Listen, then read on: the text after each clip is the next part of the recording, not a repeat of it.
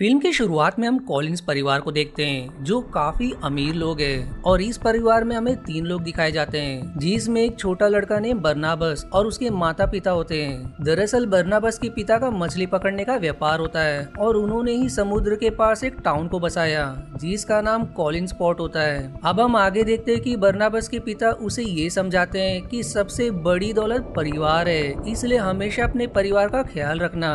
जिसके बाद हमें बताया जाता है कि कॉलिंस परिवार ने 15 साल लगाकर अपने लिए एक मैंशन तैयार करवाया जिसका नाम कॉलिनवुड रखा गया और ये कॉलिनवुड ही बरनाबस और उसके परिवार का घर था। अब मूवी कुछ साल आगे बढ़ती है जब बरनाबस बड़ा हो चुका था और उसका अफेयर उसके घर में काम करने वाली सर्वेंट नेम एंजेलिका से होता है, जहाँ एंजेलिका बरनाबस से कहती कि तुम मुझे शादी के लिए प्रपोज करो, लेकिन बरनाबस ऐसा करने से मना कर देता है। जिस बात से नाराज होकर एंजेलिका काला जादू करके उसके माता पिता के ऊपर पत्थर की एक मूर्ति गिरवा देती है जिसमें दबकर उन दोनों की मौत हो जाती है। और बरनाबस को यकीन था कि उसके माता पिता की मौत कोई दुर्घटना नहीं थी बल्कि उन्हें काले जादू से मारा गया था, इसलिए वो खुद भी काले जादू की किताबें पढ़ने लगता है। और इसी तरह कुछ दिन बीत जाते हैं और एक दिन उसे जोसेट नाम की लड़की से प्यार हो जाता है और जोसेट भी बरनाबस से प्यार करने लगती है। पर इस बात का पता चलते ही कि एंजेलिका फिर एक बार काले जादू का सहारा लेकर जोसेट को अपने वश में कर लेती है। जिसके बाद हम जोसेट को देखते हैं जो एक ऊंची चट्टान से कूदकर अपनी जान दे देती है। वहीं अपने प्यार को इस तरह मरता देख बरनाबस भी उसी चट्टान से कूद पड़ता है, लेकिन एंजेलिका उसे श्राप देकर वैम्पायर में बदल देती है जिस कारण इतनी ऊंचाई से गिरने के बावजूद बरनाबस की मौत नहीं होती। फिर एंजेलिका जो अब भी बदले के आग में जल रही थी वो गांव वालों को लेकर बरनाबस के घर जाती है, जहां गांव वाले वैम्पायर बने बरनाबस को एक ताबूत में कैद करके उसे जमीन में गाड़ देते हैं। और इसी तरह 200 साल बीत जाते हैं और अब हम 1972 का समय देखते हैं, जहां एक लड़की ने विक्टोरिया ट्रेन से कॉलिंगवुड की ओर जा रही होती है। विक्टोरिया फिर एक कार से लिफ्ट लेकर कॉलिंगवुड पहुंच जाती है, जहां उसे घर की दीवार पर बरनाबस की तस्वीर दिखाई देती है, जिसे देखकर वो एक सर्वेंट से सवाल करती है कि ये कौन है। और तभी वहाँ एलिजाबेथ आकर विक्टोरिया को बताती है कि ये बरनाबस की तस्वीर है जो कॉलिंस परिवार का महान सदस्य था। वहीं हम ये भी जान पाते हैं कि एलिजाबेथ भी कॉलिन परिवार से ही है और एलिजाबेथ ने न्यूज़पेपर में ये छपवाया था कि उसे एक नैनी की जरूरत है जो डेविड का ख्याल रख सके। जिस पर विक्टोरिया एलिजाबेथ से डेविड की माँ के बारे में पूछती है, जिस पर वो बताती है कि डेविड की माँ की मृत्यु समुद्र में डूबकर हो गई। जिसके बाद वो विक्टोरिया को अपनी बेटी कैरोलिन से मिलवाती है। अब रात में डिनर के समय विक्टोरिया डेविड के पिता रॉजर से मिलती है और साथ ही साथ डिनर टेबल पर एक साइकियाट्रिस्ट नेम डॉक्टर जूलिया आती है। दरअसल डेविड का ये कहना था कि वो अपनी माँ को देख सकता है, जिस पर एलिजाबेथ को लगा कि उसे एक साइकियाट्रिस्ट की जरूरत है, इसलिए उसने डॉक्टर जूलिया को डेविड की थेरेपी के लिए यहाँ बुलवाया होता है। और इसी बीच विक्टोरिया को कुछ दूर पर कोई शख्स नजर आता है जिसने सफेद चादर ओढ़ रखी थी, जो कोई और नहीं बल्कि डेविड था। अब यहाँ डेविड बताता है कि वो विक्टोरिया को डराने आया था, लेकिन विक्टोरिया उससे नहीं डरी। और फिर ये सीन यहीं कट होकर विक्टोरिया के कमरे की ओर मुड़ जाती है, जहाँ देर रात विक्टोरिया के कमरे के सामने कोई चादर ओढ़कर खड़ा होता है, जिस पर उसे ऐसा लगता है कि चादर के अंदर डेविड ही है, इसलिए विक्टोरिया उस चादर को हटाती है। लेकिन वहाँ उसे जोसेट की आत्मा दिखाई देती है जो विक्टोरिया को बताती कि वो आ रहा है। वहीं दूसरी तरफ हम कुछ वर्कर्स को जेसीबी मशीन से जमीन को खोदते हुए देखते हैं, जहां उन वर्कर्स को वही ताबूत मिलता है जिसमें बरनाबस को कैद किया गया था। अब यहाँ उन वर्कर्स का सुपरवाइजर ताबूत के ऊपर बंधी चेन्स को तोड़ देता है, जिससे बरनाबस अपनी कैद से आजाद होकर एक एक करके बहुत से वर्कर्स का खून पीकर उन्हें जान से मार देता है। जिसके बाद वो अपने घर यानी के कॉलिंगवुड जाता है, जहां उसे घर का नौकर ने विली मिलता है, जिसे बरनाबस हिप्नोटाइज करके अपने वश में कर लेता है। फिर बरनाबस उससे पूछता है कि क्या इस घर में अब भी कॉलिंस परिवार के लोग रहते हैं, जिस पर विली हाँ में जवाब देता है। फिर बरनाबस घर के अंदर जाकर आसपास की चीजों को देखने लगता है, क्योंकि अब उसका घर काफी खराब हालत में था। वहीं उसे कैरोलिन और डेविड भी मिलते हैं, जहाँ कैरोलिन बरनाबस को देखकर सोचती है कि वो कोई पागल है। जिस पर डेविड उसे दीवार पर लगी बर्नाबस की तस्वीर दिखाता है, जिस पर बर्नाबस कहता है कि मैं कई घंटों तक एक ही जगह पर खड़ा था, तब जाकर आर्टिस्ट ने मेरी ये पेंटिंग बनाई। और तभी वहाँ एलिजाबेथ आकर बर्नाबस को बच्चों से दूर रहने को कहती है, जिस पर कैरोलिन कहती है कि ये खुद को हमारा रिलेटिव बता रहा है। जो सुनकर एलिजाबेथ बर्नाबस से अकेले में बात करती है, जहाँ वो उसे एक बेरूपिया समझती है। लेकिन बर्नाबस खुद को उसका रिश्तेदार साबित करने के लिए उसे एक गुप्त तहखाने में ले जाता है, जहाँ बहुत सारे हीरे जवाहरात होते हैं। जो देखकर एलिजाबेथ एकदम हैरान हो जाती है। साथ ही साथ उसे इस बात पर भी यकीन हो जाता है कि वो कोई बहरूपिया नहीं बल्कि कॉलिंस परिवार का बेटा बर्नाबस ही है। अब यहाँ बर्नाबस एलिजाबेथ को अपने वैम्पायर होने की बात बताते हुए कहता है कि मैं किसी भी कॉलिंस को कोई नुकसान नहीं पहुँचाऊंगा। जिसके बाद हम पूरे कॉलिंस परिवार को डिनर के टेबल पर देखते हैं, जहां एलिजाबेथ सबको बताती है कि हमारा दूर का रिश्तेदार है। और तभी वहां पर डॉक्टर जूलिया आती है, जिसका परिचय देते हुए एलिजाबेथ कहती है कि ये डेविड की डॉक्टर है। जो सुनकर बर्नाबस हैरान रह जाता है, क्योंकि उसके समय में सिर्फ पुरुष ही डॉक्टर हुआ करते थे। फिर बातों ही बातों में बर्नाबस अपने फिशिंग बिजनेस के बारे में पूछता है, जिस पर एलिजाबेथ बताती कि हमारा बिजनेस पूरी तरह बर्बाद हो चुका है, क्योंकि एंजल बे नाम की महिला ने सभी मछुआरों से डील करके फिशिंग बिजनेस पर कब्जा जमा लिया। और इसी बीच वहाँ विक्टोरिया आती है, जिसकी शक्ल हूबहू जोसेट की तरह थी, जिसे देखते ही बर्नाबस उसे जोसेट कहकर पुकारता है। जिस पर फिर विक्टोरिया उसे अपना परिचय देती है। अब आगे हम एंजल बे को उसके ऑफिस में देखते हैं, जो कोई और नहीं बल्कि एंजेलिका ही है। दरअसल एंजेलिका एक विच होती है, इसलिए वो 200 साल के बाद भी जिंदा थी। और ऑफिस में उसे ये पता चलता है कि पिछली रात कुछ वर्कर्स को एक ताबूत मिला था, जिसके बाद किसी ने उन सबको जान से मार दिया।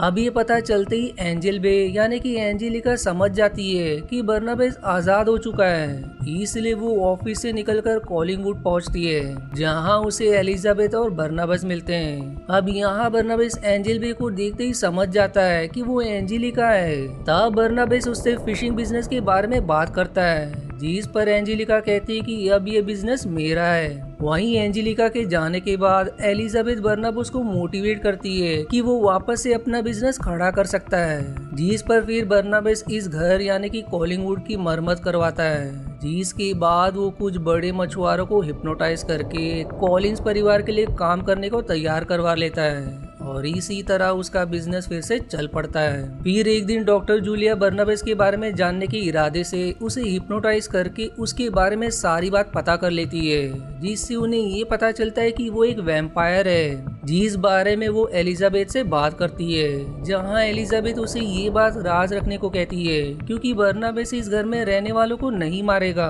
वहीं दूसरी तरफ बर्नाबस कैरोलिन से आज के जमाने में प्यार कैसे होता है इस बारे में पूछता है, तो कैरोलिन उसे कुछ टीनेजर से मिलने को कहती है, जिस पर बर्नाबस ऐसा ही करता है। जहां वो टीनेजर से सब कुछ सीखने के बाद उनसे माफी मांगते हुए कहता है कि मैं तुम्हें मारना तो नहीं चाहता, पर बिना खून किए मैं रह नहीं पाऊंगा, इसलिए मजबूरी में मैं तुम सबको मार रहा हूँ। और ऐसा कहकर वो उन सभी का खून पीकर उन्हें जान से मार डालता है। जिसके अगले दिन हम डॉक्टर जूलिया को बर्नाबस का खून निकालते हुए देखते हैं, क्योंकि उसने बर्नाबस को यकीन दिलाया था कि वो उसका सारा खून निकालकर उसके अंदर इंसानी खून डाल देगी, जिससे वो वापस से इंसान बन जाएगा। जिसके बाद हम बर्नाबस और विक्टोरिया को एक साथ देखते हैं, जो देखकर हम समझ पाते हैं कि वो दोनों एक दूसरे को पसंद करने लगे हैं। अब उसी शाम बर्नाबस एंजेलिका से मिलता है, जहाँ एंजेलिका उसे एक चेक देकर ये कहती है कि तुम ये पैसे लेकर फिशिंग बिजनेस को छोड़ दो, पर बर्नाबस ऐसा नहीं करता। जिस पर फिर एंजेलिका उसे साथ मिलकर बिजनेस चलाने का ऑफर देती है, जिसके लिए वो बर्नाबस को सीड्यूस करती है। जिसके बाद वो दोनों इंटीमेट होते हैं, लेकिन बर्नाबस अब भी विक्टोरिया के साथ काम करने को तैयार नहीं होता। और इधर विक्टोरिया को रात के समय एक सपना आता है, जिसमें वो अपने बचपन का सीन देखती है। दरअसल उसे बचपन से लोगों की आत्मा दिखा करती थी, पर उसके घर वालों को लगा कि वो पागल है, इसलिए उन्होंने उसे मेंटल हॉस्पिटल भेज दिया। जिसके बाद उसकी नींद खुल जाती है और अब उसे अपने सामने जोसेट की आत्मा दिखाई देती है, जो विक्टोरिया से मदद मांगते हुए ठीक उसी तरह ऊंचाई से कूद जाती है, जैसा उसने आत्महत्या के समय किया था। अब दूसरे दिन बर्नाबस एलिजाबेथ से कहकर अपने घर में पार्टी रखवाता है, जिसमें टाउन के बहुत से लोग आते हैं। और इस पार्टी के दौरान हम डेविड के पिता रॉजर्स का किसी महिला के साथ अफेयर चलता देखते हैं, जबकि दूसरी तरफ विक्टोरिया बर्नाबेस को बताती है कि उसे बचपन से आत्माएं दिखाया करती थी और एक महिला की आत्मा ने उसे यहाँ आने के लिए प्रेरित किया, जिसके बाद वो दोनों एक किस शेयर करते हैं। पर उन्हें ऐसा करते हुए एंजेलिका देख लेती है, जो बिना इनविटेशन के ही इस पार्टी में आ गई थी। फिर बर्नाबेस डॉक्टर जूलिया के पास जाता है, जो अपने शरीर में उसका खून चढ़ा रही होती है, जो देखकर बर्नाबेस समझ जाता है कि डॉक्टर जूलिया उसे इंसान नहीं बल्कि खुद को अमर बनाना चाहती है। जिस बात का पता चलते ही वो उसे जान से मारकर उसकी लाश को समुद्र में फेंक देता है। वहीं बर्नाबेस को रॉजर्स की हरकतों से ये पता चल चुका था कि उसने सिर्फ पैसों के लिए ही डेविड की मां से शादी की थी, इसलिए वो उसे दो ऑप्शन देता है। पहला ये कि वो या तो कॉलिंगवुड में रुककर डेविड का एक अच्छे पिता की तरह ख्याल रखे, नहीं तो दूसरा ये कि वो पैसे लेकर इस घर से हमेशा के लिए चला जाए।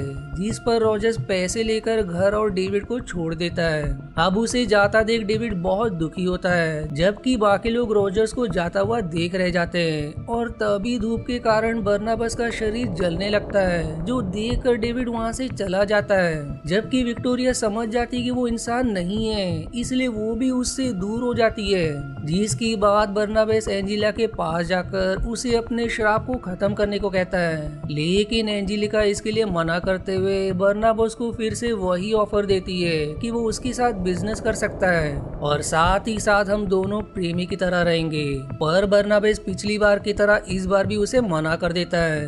वहीं इन बातों ही बातों में एंजेलिका डॉक्टर जूलिया के बारे में पूछती है, क्योंकि उसे पता चल चुका था कि बर्नाबेस ने डॉक्टर जूलिया की हत्या कर दी है। जिस पर बर्नाबेस स्वीकार करता है कि उसने डॉक्टर जूलिया को मारा है। जिसके बाद एंजेलिका बर्नाबेस द्वारा ऑफर ठुकराए जाने की वजह से उसे ताबूत में कैद करके सबसे पहले उसकी फिशिंग फैक्ट्री को आग लगवाती है और आग लगवाने के बाद वो बर्नाबेस के ताबूत को घने जंगल में बने एक टूटे फूटे घर में रखवा कर वहाँ से चली जाती है। पर तभी वहाँ डेविड आता है, जिसे उसकी माँ की आत्मा ने बर्नाबेस का पता बताया था और वो आते ही बर्नाबेस को आजाद कर देता है। जबकि दूसरी तरफ एंजेलिका टाउन के लोगों को बर्नाबेस की रिकॉर्डिंग सुनाती है, जिसमें बर्नाबेस ने डॉक्टर जूलिया की हत्या वाली बात को कबूल किया था। जिस बात को आधार बनाकर वो पुलिस वालों को लेकर कॉलिंगवुड मेंशन जाती है, जहां उसे बर्नाबेस मिलता है। अब बर्नाबेस पुलिस और सभी टाउन के लोगों के सामने एंजेलिका के गले में अपना दांत गड़वा देता है, जो देखकर सब समझ जाते हैं कि वो एक वैम्पायर है। लेकिन इतने पर भी एंजेलिका के ना मरने से टाउन के लोग ये भी समझ जाते हैं कि वो खुद भी इंसान नहीं है। अब यहाँ बर्नाबेस रिवील करता है कि एंजेलिका एक चुड़ैल है, जिसके बाद अब उन दोनों में खतरनाक लड़ाई होती है। जिस लड़ाई के दौरान हमें ये पता चलता है कि कैरोलिन एक वेयरवुल्फ है, जो खुद भी एंजेलिका पर टूट पड़ती है, लेकिन एंजेलिका उन दोनों पर अकेले ही भारी पड़ती है। अब उन दोनों को हारता देख डेविड वहाँ आता है, जिसे देखकर एंजेलिका कहती है कि तुम मेरा क्या बिगाड़ पाओगे। जिस पर फिर डेविड जवाब देता है कि मैं नहीं, तुम्हें मेरी माँ सबक सिखाएगी। और ऐसा कहती उसकी माँ की आत्मा आकर एंजेलिका पर टूट पड़ती है, जिस कारण एंजेलिका एक बड़े से झूमर पर जा गिरती है। और अब इस सब में हमें ये भी पता चलता है कि डेविड की माँ खुद समुद्र में नहीं डूबी थी, बल्कि एंजेलिका ने उन्हें मारा था और इस बात का बदला उसकी आत्मा ने एंजेलिका से ले लिया। जिसके बाद एंजेलिका समझ जाती है कि वो मरने वाली है, इसलिए वो अपनी दिल निकालकर बर्नाबेस को दे देती है और देखते ही देखते उसकी मौत हो जाती है। पर तभी डेविड बताता है कि विक्टोरिया उसी चट्टान की तरफ गई है, जिस चट्टान से कूदकर जोसेफ ने आत्महत्या की थी। दरअसल उसे ये बात उसकी माँ की आत्मा ने बताया था, इसलिए अब बर्नाबेस चट्टान की तरफ जाता है, जहाँ विक्टोरिया कहती कि मैं भी वैम्पायर बनके तुम्हारे साथ अपनी जिंदगी बिताना चाहती हूँ। लेकिन इस पर बर्नाबेस इस बात के लिए राजी नहीं होता, जिस पर फिर विक्टोरिया उस चट्टान से नीचे कूद पड़ती है, जिसे बचाने के लिए बर्नाबेस भी कूदकर उसे जमीन पर गिरने से पहले ही काट लेता है, जिससे अब विक्टोरिया भी वैम्पायर बन जाती है। जिसके बाद वो दोनों एक पैशनेट किस शेयर करते हैं। अब मूवी के आखिरी सीन में हम समुद्र की गहराइयों में मौजूद डॉक्टर जूलिया की लाश को देखते हैं, जो अपनी आँख खोल देती है, जो देख कर हम समझ पाते हैं कि वो भी वैम्पायर बन चुकी है। और इसी हॉरर एंडिंग के साथ ये मूवी यहीं समाप्त हो जाती है। आशा है आपको मेरी एक्सप्लेनेशन पसंद आई। यदि हाँ तो प्लीज वीडियो को लाइक करना और चैनल को सब्सक्राइब करके सपोर्ट करना ना भूलें। मिलते हैं अगले एक्सप्लेनेशन वीडियो में, तब तक के लिए धन्यवाद दोस्तों।